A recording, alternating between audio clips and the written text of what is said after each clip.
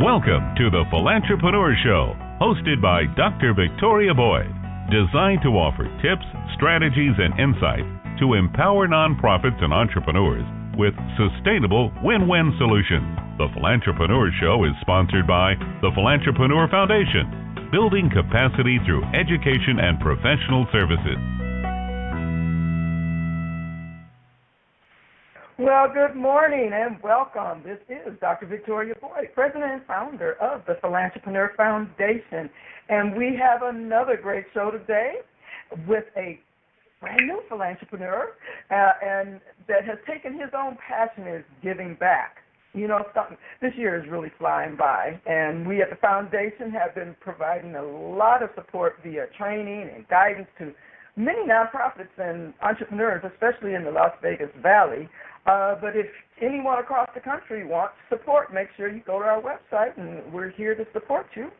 We've been going strong and have met some really phenomenal people that are taking that passion, their purpose, and infusing it into a business model and having impact in the community. And I'm really encouraging everyone to look at that as a way to really engage with the community and help and give help where the help is needed. Recently, as I often do, I was at another meeting and by coincidence was introduced to a great business leader that was using his skills and passion in a really positive way. So let me welcome to the show Evan Green. He has served as a Big Brother mentor, leads youth leadership programs at public schools and libraries, and most recently founded with his wife LVIP Dining. It's a social entrepreneurial venture committed to ending hunger for the children of Southern Nevada. And we'll talk more about that later. But, Evan, I want to welcome you to the show. You're the founder and chairman of a very successful graphic design and advertising company with, some international clients. Yet now you want to give back. Would you, just sort of tell us more about your background and sort of how you got to where you are today? Welcome to the show, Evan. Well, thank you, Victoria. It's great to be here. I appreciate the invitation. And, I've been pretty fortunate in life. When I look at my background, it goes back 30 years when we started our graphic design company, ASEC International. In fact, it wasn't a graphic design company back at that time. We've kind of morphed and transitioned through our history. But, as we all do. Yeah. There's no doubt, and particularly in today's world, as fast as things change, if as a business person you're not adaptable, you better watch out because new things arise very, very quickly. And as I look back, one of the things that I was very fortunate about is I grew up in a family that really appreciated the entrepreneurial spirit. That really believed in the power of being your own boss. So for me, it was a very natural thing to do. And the way that the business got started, I had graduated college. I actually took a year off after college, and I caddied as a golfer. I'm a passionate golfer, so I caddied on both the men's tour as well as the women's professional tour, the PGA and LPGA tours, which could be a whole show in itself. All right, we'll do that too. Yeah, but when I got back, it was just really good timing. My father had been involved in law for quite a bit of his life. He was getting a little bit bored with that, and one of his clients was a prolific inventor, and we decided to start a company together around this particular client's products that dealt in atomization and flow sensing, and one thing led to another. I was in charge of the prototype manufacturing, which was being done overseas in Taiwan, and that gave us some exposure to Asia. And I believe that opportunity passes, that everybody has opportunities in life, probably a lot more than they might realize. And it's really a matter of recognizing those opportunities. And the way that ASEC International started, it was really serendipity. Being inexperienced in international business, my dad and I planned a trip to Taiwan during the Chinese New Year's holiday.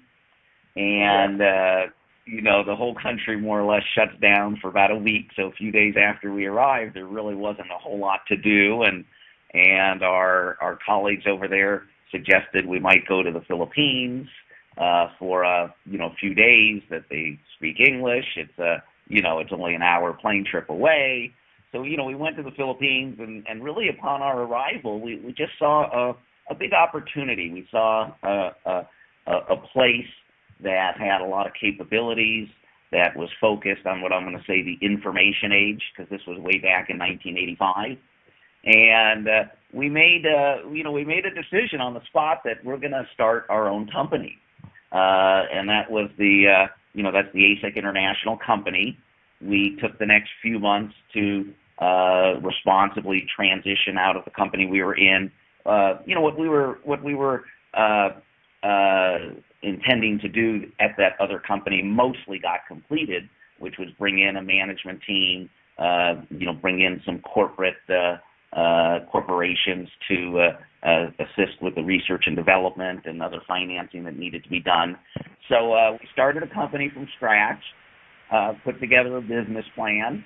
For me, business plans do show that you've got some committed direction, but things often don't turn out how you expect them to or plan for, and that's part of being nimble as an entrepreneur. So right. When we started to get up and running, I was in charge of the sales and the marketing and operations. My dad took on the responsibilities of the actual production. There really was no production at that time because we had no clients. But although our original vision didn't quite turn out the way it did, but we started to see there were some specific market sectors that could really use our services. One of those market sectors was the advertising industry. Back in the 1980s, it was yellow pages, direct mail cards, some billboards, things of that nature, and hence ASEC International was really born. The truth is, we almost threw in the towel after 11 months, because things weren't going the way we thought. There wasn't the reception that we thought, and we hung in there, and we got our first project, and then starting in year 2, we began to vastly exceed our projections. Great. So is that company still up and running now? Yeah, it is up and running. I transitioned into a chairmanship role about 3 or 4 years ago. So we've got a great team in place that's carrying it forward. One of the things that I began to realize over time is there's different skill sets in starting a new venture, getting something from an idea to launch and then off the ground, versus taking a middle market company that is already established to the next level. So we've got a management team in place who really has some great skills, and frankly different skills than I have, to take an established middle market company and really expand on the foundation that's already there. I love to start things from scratch and take ideas and get them off the ground. And I think not just have a passion for that, but I think that's where my skill sets are most strong. Yeah, I think we're aligned in that. I'm that creative person that can take what most people just have as a tiny vision and then really expand it and show them how they can even grow it into bigger and more global things than what they're thinking about. I've been told I had that knack of just seeing the bigger picture, and sometimes that once you present them with the bigger picture, that's the time you need to walk away, because I get bored with the day-to-day stuff. I shouldn't say that, I hope, but I do. I like the creative side of it. So when I met you, you introduced me to a new concept you were launching called LVIP Dining. And, at first we're in Las Vegas, so I see the analogy there, but then VIP is a whole different thing, and so it's an interesting name. So why don't you tell us more about that concept, because it's totally different from what your company is. Yeah, it certainly is. This is came out of a passion that both my wife and I had together. So, if we look at our lives, my wife Layla and myself, for sure one of our passions is dining out. We think that dining out is it's just a real kind of privilege in life. It's an experience in life. It's a great way to interact with friends and family and sometimes even strangers. So dining out is definitely a passion, and giving back is a passion. And we moved to the Las Vegas community in 2012, and we really fell in love with the Las Vegas community. It surprised us, quite a bit. We've been here many, many, many times prior to 2012 as tourists.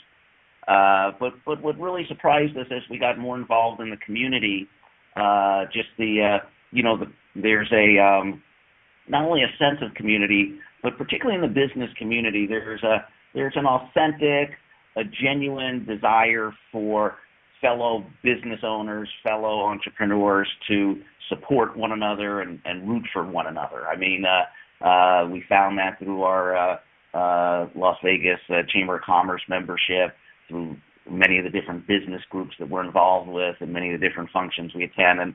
And with all of that, we wanted to provide something and give back to the Las Vegas community. And then, taking the passions of dining out and the passions of making a difference, LVIP Dining was born. It's a social entrepreneurial venture, and we call ourselves a dining club with a purpose. And that purpose is ending hunger for the children of Las Vegas. And I'm a big believer in social entrepreneurialism. I for sure donate money to many nonprofit organizations and so forth. But I believe that that sometimes a significant impact can be made by taking an activity that everybody is doing in daily life and leveraging that activity to impacting the community. So in Absolutely. this case, Las Vegas is a great restaurant town. Both on the Strip at the hotels, but frankly, we're blown away by how many great locally owned restaurants there are. From Summerlin and downtown to all the way to Henderson. There's just some really great local restaurants. There's dining out is something that so many people in the Las Vegas community do. So why not take that activity and use it to make a difference in ending hunger for the children of Las Vegas?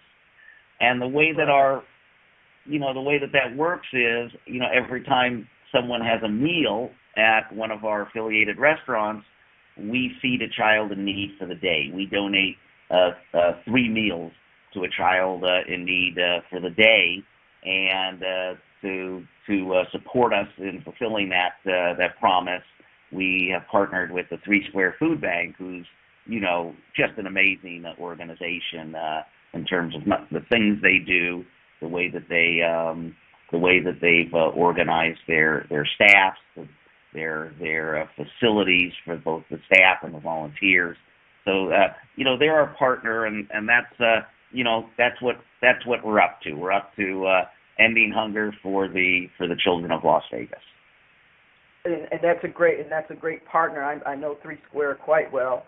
And just for our listeners, because we have a lot of entrepreneurs and nonprofits and different types of social entrepreneurs out there, since you're just launching, did you form as a for-profit, a benefit corporation, or a nonprofit? Because there's 3 different categories that you could have picked here in Las Vegas. Yeah, exactly. So initially, currently we're an LLC, so we're a Nevada LLC. Okay. And I like to keep things simple. To be honest, I don't have any experience with nonprofits. My guess is we need to talk. We need to talk. Yeah.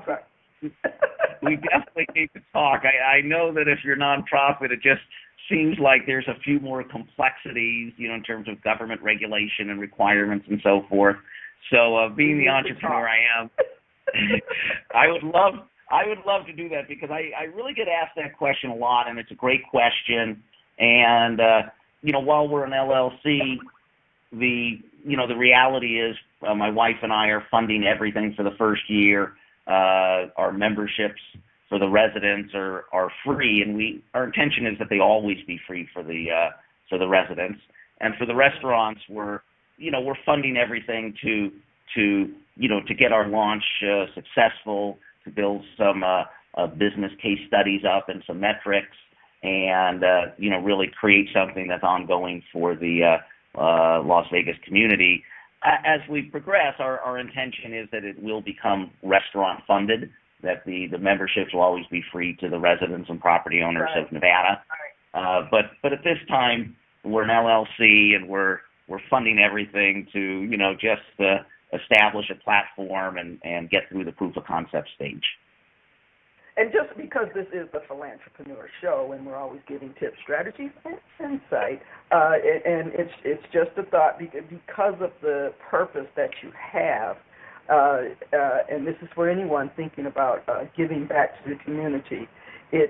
There are some great advantages to forming yourself as a nonprofit organization or a foundation, or a benefit corporation, which just became effective, or a statute in Nevada last year as a benefit corporation. Both of those two, nonprofit corporation or benefit, give you much more protection versus the LLC. And that's not so much for you, but that's for our listeners.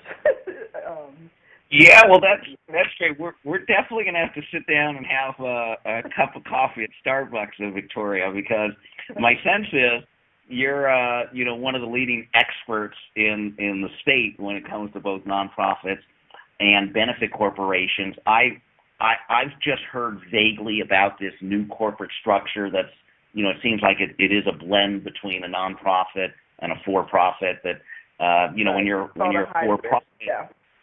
Yeah, hybrid, because as a profit, there are fiduciary responsibilities to the shareholders to maximize profits and all of that. And when you're dealing with a social entrepreneurial venture, there is, like you're speaking to, that hybrid of concerns. There is a concern for profitability, but there's also a concern for impacting, making a social difference. In a for-profit, the board of directors is primarily responsible for creating profits or making profits for the stockholders. In a benefit corporation, they have a dual responsibility of profits and social benefit. And so it creates a legality that it's okay that all of the profits don't go back to the stockholders. We'll talk more about that. I want to know more about the LVIP Dining and what you're going to do. Okay, so you focused on hunger, and it makes sense. You're doing dining, and we're enjoying these meals, but yet there are so many hungry children. And so your focus and passion is childhood hunger. How did that become a passion of yours? Really, really great question. It's really been in recent years where I've gotten a sense of the real impact of hunger, particularly on children.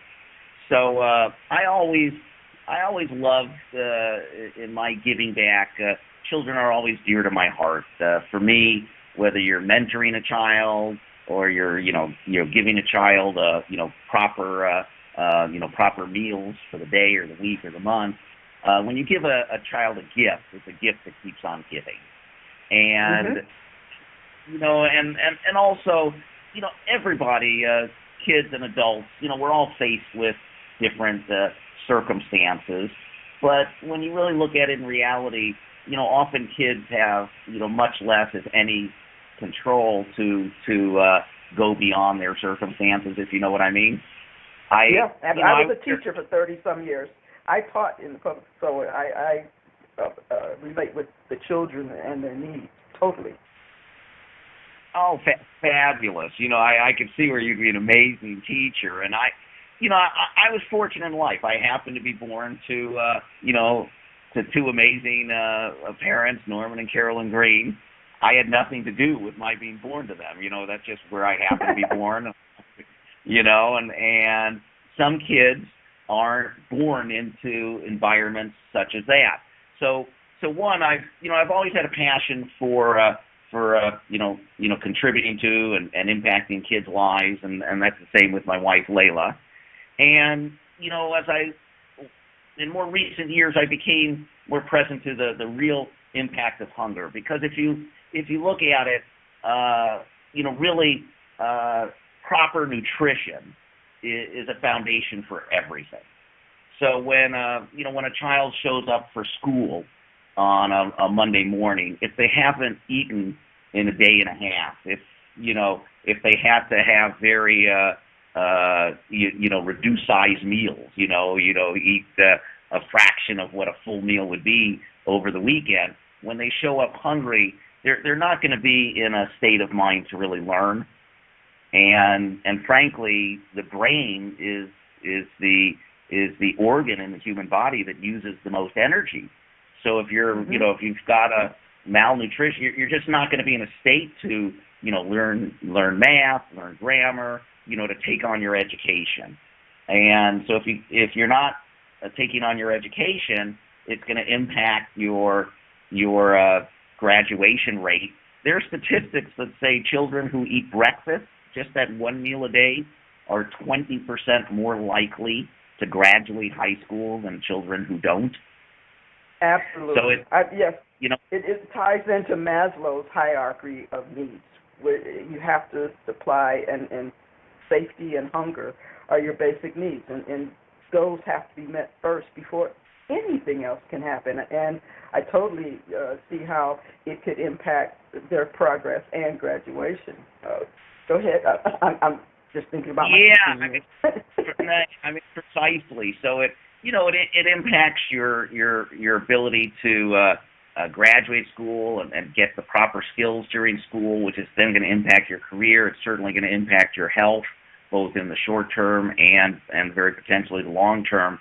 So when I really got more present to it, one is proper nutrition is really the foundation, like you spoke to. It's at the essence.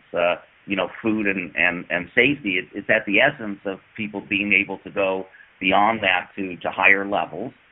And with that in mind, we really focus on that with LVIP Dining, and we call it ending hunger with hunger, where people are hungry all the time, and that's why they go out to restaurants and what have you. So why not use that activity to help end hunger for the children in Southern Nevada, and it's astonishing. I don't believe that most people are aware of this. I certainly wasn't aware of this myself. So here in Las Vegas and Southern Nevada, it is a unique community. Clark County has about 75% of the state's population right here in Clark County. And in the Clark County school system, it's 58% of the children. 58% of the children require free or reduced price meals. So it's a major issue here in the Las Vegas area. For different reasons. Certainly Las Vegas got hit very hard during the recession. With unemployment at levels around 15% for quite a few years, but the truth is, you don't have to be unemployed or you don't have to be poor to lack what's called food security. When the term that a lot of food banks use is food insecurity, and food insecurity is basically when a person, a child, or an adult has either limited or uncertain access to proper nutrition for an active and healthy life. And what's another surprising statistic is in America, it's thought that about 1 out of every 2 people at some point in their life will be food insecure. Wow. Yeah, I mean, it's amazing. That point could be when someone loses their job. That point could be for people who are currently employed, but they have a major health crisis and they've got to use their money for their health issues, and maybe they skip a meal each day, or maybe they, serve to them and their families reduced size meals versus, a full, normal, healthy meal. Maybe it's related to just a car breaking down, and you've got to repair your car. You've got to give the money you have available to the auto mechanic to fix your car so you can support your family, get to work, and thus, maybe for that month you've got to, cut back on your food intake. Particularly for lower income people. I mean, people earning, at or near the minimum wage level. It doesn't take, much of an unexpected crisis or situation to really put you in a situation where you can't properly feed yourself or your family. Right. And, for the U.S. to be what is considered a industrialized or at least an advanced country, is there a reason why there's so much hunger in the U.S.? It's really a great question. It's certainly the great thing about the problem of hunger is it's a very solvable problem. That's another thing that's, very exciting for myself and my wife Layla at LVIP Dining. It's a very solvable problem. The U.S. is a food exporter, so we produce more food than we consume. There's a tremendous amount of food waste in the U.S. It's not just the leftover portion someone might leave on their plate. A lot of the waste is just due to as Americans, we're a little bit spoiled. We like things to look pretty, so there's a lot of, when you get into fruits and vegetables that would be perfectly healthy, perfectly safe, they might get tossed out because they're a little bit bruised here, or they don't look quite right there. It could be an aesthetics issue. The whole issue of expiration dates on food. Unbeknownst to many people, there's several states that allow their grocers and all to sell food beyond the expiration date because it's perfectly safe. But those grocers may want to keep it on their shelves because it may tarnish their brand. It might say, boy, this grocer is selling expired food. So there's a tremendous amount of waste. One of the big issues with hunger is distribution. It's getting the food that we have in the hands of the people that need it. Right now we're in the months of June. School is out. When you're dealing with childhood hunger, one of the great things about school is it becomes a central point where the kids go every Monday through Friday. So it makes the distribution process a lot easier because you know where the kids are going to be.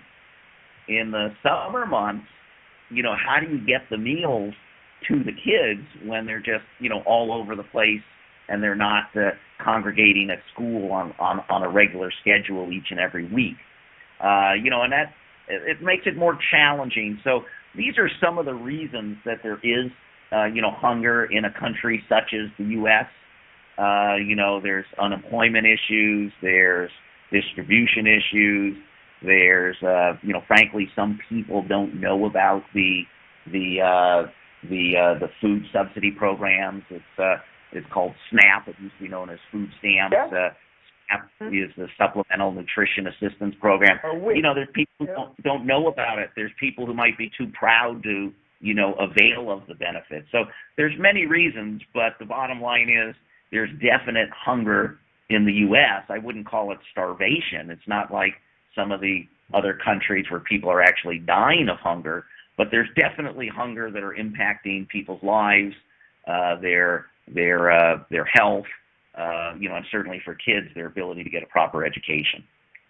Absolutely. And it sounds like beyond just the hunger that you're fighting, that you might also need to do some education, awareness, just to teach some of these things that you just mentioned, and to make people aware of the resources that are out there, or inform organizations that here's some things you need to do to help solve some of these problems. That, as you were speaking, I know back in Michigan, during the summer, which, like you said, is a critical time, they actually had summer park programs that big trucks would pull up in the morning and pass out lunches to any child that was in the park.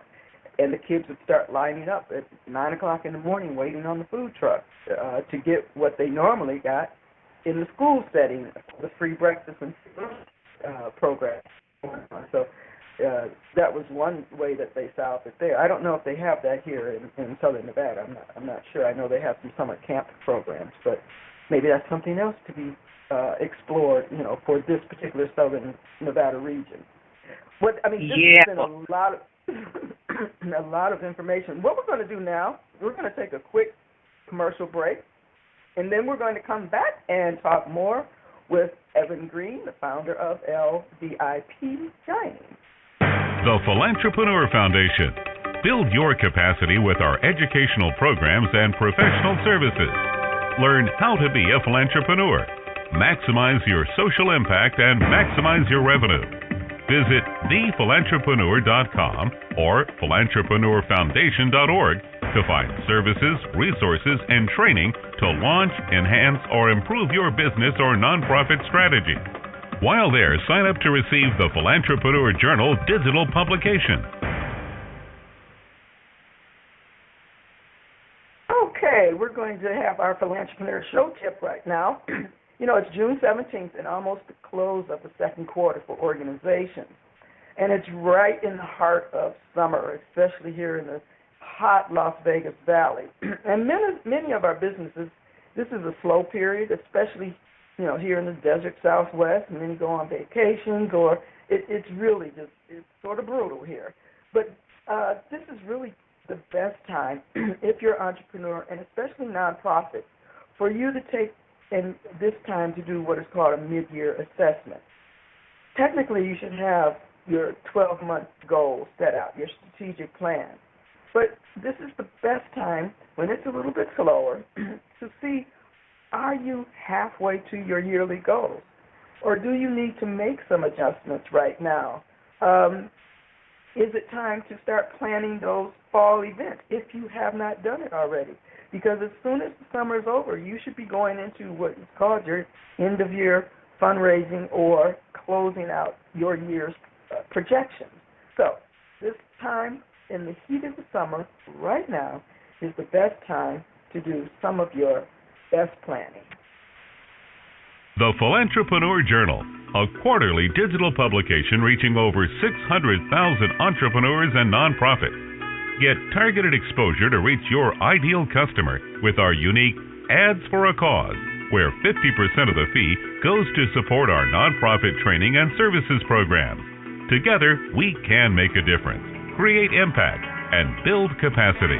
Visit thephilantrepreneur.com, Marketing Ads tab for all the details. Mention this show and get a 10% discount. Okay, welcome back, and we're going to continue with Evan Green, founder of LVIP Dining. I just like that, LVIP Dining. Okay, I'm sorry. The concept of using a fundamental activity that everyone does.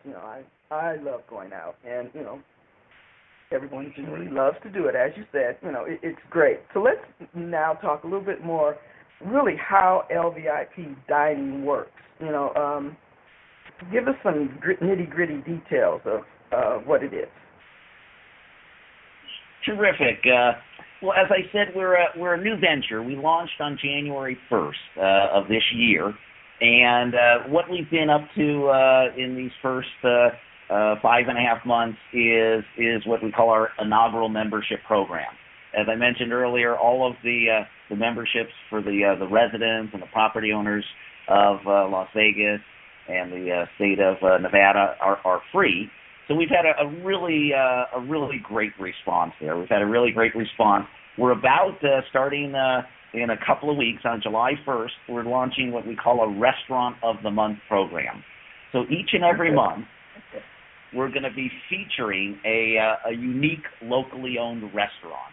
And there's so many around town. I mean, there's just so many around town. Our first restaurant is starting July 1st is our restaurant of the month is the Echo and Rig Butcher Steakhouse in the Tivoli Village of Summerlin. Oh, okay. And okay. Yeah, it's the owner and executive chef Sam Marvin. I mean, he's a real restaurateur. He's done something special. You know, he's kind of brought a neighborhood butcher shop concept into a steakhouse, made it modern, made it a place that's just a wonderful experience to go to.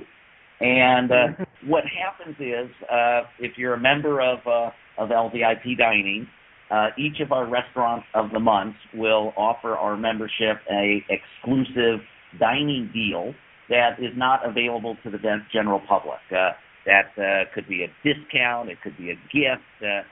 Echo and Rig is so amazing. They're gonna, upon request, I mean, they're happy to take our members and give them a tour of their butcher shop, have them talk to the butchers to learn more about meats and how they're cut, even take a tour of the kitchen. And, so we want it to be something that's fun and experiential for our members, something that they may not typically have access to if they just walked in as part of the general public. And so not only getting a great deal at a great restaurant, for every meal that they have or one of their friends or family that they dine with has, we're going to make sure that a child in need gets fed for the day.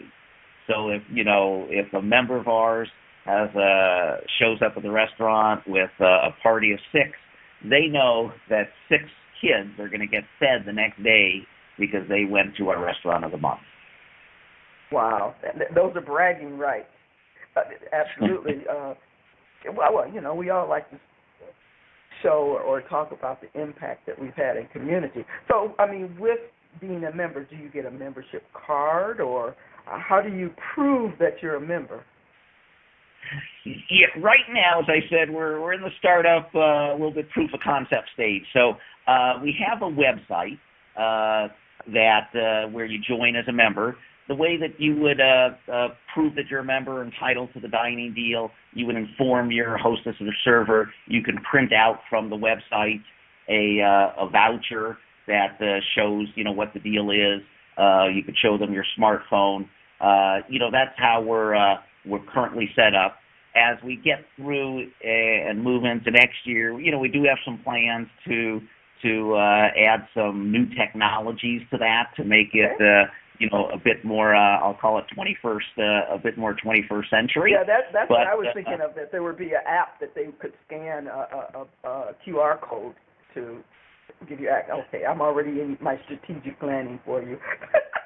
I like it. I took that as a note, Victoria. You have great ideas. I wrote that down as a note. Right now, as I look at it, I would say more. You always have to be conscious, as a business owner, and particularly when you're starting a new business, you always have to be conscious of your budgets. And for LVIP Dining, it's an especially sensitive issue for me and for my wife Layla, because we know that for every dollar that we spend on quote unquote the business, it's $1 less that could go to feed the hungry kids, if you know what I mean. So right. We're taking things one step at a time. We want to make sure that the vast majority of the benefits is really being used to feed the kids. And as I said, my wife and I, for this first year, we're funding everything ourselves. We're not charging the restaurants. We're not the memberships for the residents. We always want those to be free. That's our intention. But we're doing this ourselves as a way of giving back to the amazing Las Vegas community. Absolutely. But we're going to get you out of that cycle. We definitely are. And I know that most organizations, entrepreneurs, they carry the load, and I'll call it a load of the capital investment, that initial capital investment, and it's honorable, and it's that's how we find all of these new companies and great things that are happening. And then it's about taking it to that very next level, because I can really see how you can have and be a real benefit to the Las Vegas community, because there is such a need for not only the children but just the educational level, rising that to another level. And this is what is, for me, the foundation or the grassroots of where you start with improving the whole educational process for the children and the levels and what they can achieve for their life. And so I'm looking at the long-term impact that this organization, or the dining club, I'm going to call it a club, will have. So why would somebody want to join? I mean, we've really heard these different things. What real benefits to members? Are there some bullet points, or just to summarize it back together? Yeah, it's a great question. So, for sure, if you love dining out, if you're a dining enthusiast, you definitely want to join. We're going to be introducing you to some great restaurants throughout the Las Vegas Valley area. If you're the kind of person who, genuinely likes to make a difference, then LVIP Dining is a great fit for you. And we're going to be holding some special events. Our first special event is scheduled for July 29th. It's going to be an evening cocktail party at the Echo and Rig Steakhouse. We're going to have live music and raffles, and just like you spoke to, Victoria, we're going to, do some education to the people there so they get more tuned into hunger and why it's a solvable problem, and, what can be done to, put a dent in that problem. So if you like, socializing and meeting dynamic people, then then LVIP Dining is for you. Of course, you're going to get, as a member, as I said, you're going to get dining deals, exclusive dining deals at these restaurants that are only available to the members of LVIP Dining, that are not available to the general public. So that would be another reason as well. And if you're interested to become a member, it's pretty simple. The best way to do it is just go to our website, which is lvipdining.com. You'll see a Join Now button. You pretty much just type in your name, your email address, and hit submit, and you're good to go. And you'll be kept in the loop with kind of weekly email updates about the restaurant of the month, and about the special events, and about the deals that are out there. And we had this month we're giving away $25 gift certificates to the Echo and Rig restaurant, to a raffle. So our members have been having some fun with that as well. So the best way to sign up is just go right to the website, lvipdining.com. We do have a Facebook page as well, LVIP Dining Facebook page.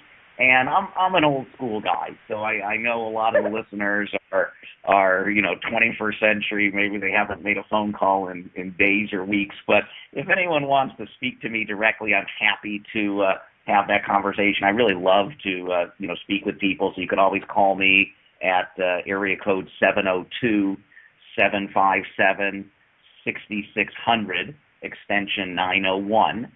And if you'd like to, email me. I'm very accessible via email as well, and that's Evan, EVAN, @lvipdining.com.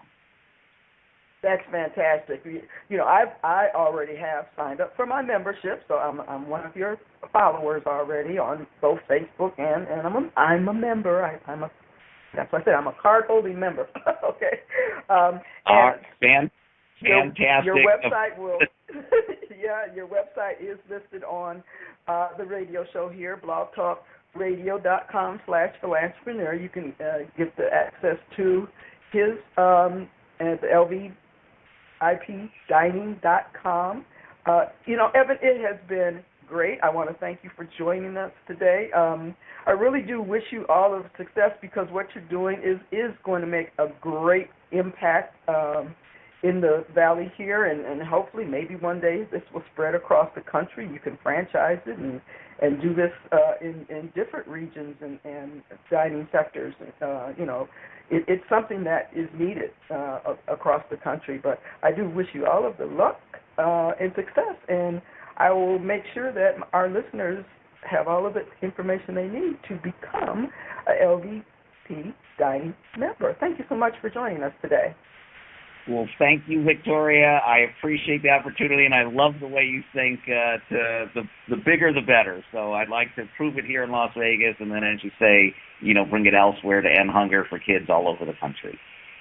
That's wonderful.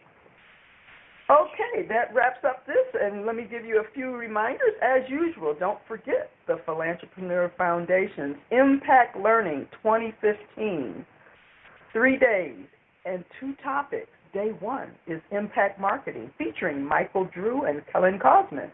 And Day 2 and 3, Social Enterprise for Nonprofits, the only way to be self-sustaining and have impact in the future. Registration is now open with early bird discount, so visit pfimpactlearning.info today for all the details. You need to be there. It is going to be the business plan, strategies, how to go through it so that you can get started looking at how you can be and include social enterprise in your organization. Have you joined us on Facebook or opted in on the website? Because we're going to be running some contests for our conference in the fall. We're going to also have some features and offer some scholarships for our organizations.